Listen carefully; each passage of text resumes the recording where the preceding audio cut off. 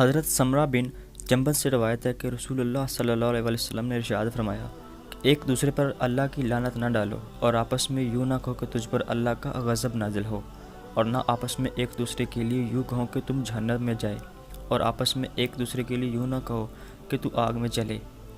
کافروں پر اللہ کی لعنت ہو اور جھوٹوں اور ظالموں پر اللہ کی لعنت ہو،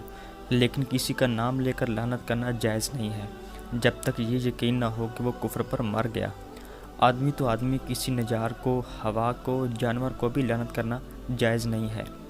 حضرت ابن عباس رضی اللہ تعالیٰ عنہ سے روایت ہے، ایک شخص رسول اللہ صلی اللہ علیہ وآلہ وسلم کی خدمت میں حاضر ہوا، اس نے ہوا پر لعنت کی۔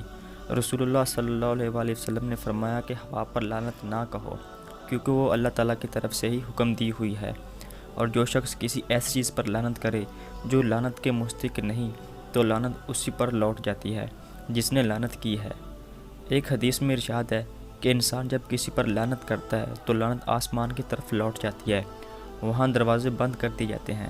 پھر زمین کی طرف اتار دی جاتی ہے، زمین کے دروازے بھی بند کر دیے جاتے ہیں، پھر دائیں بائیں کا رخ کرتی ہے، جب کسی جگہ کوئی راستہ نہیں پاتی تو پھر اسی شخص پر لوٹ آتی ہے جس پر لعنت کی ہے، اگر وہ لعنت کا مستحق تھا،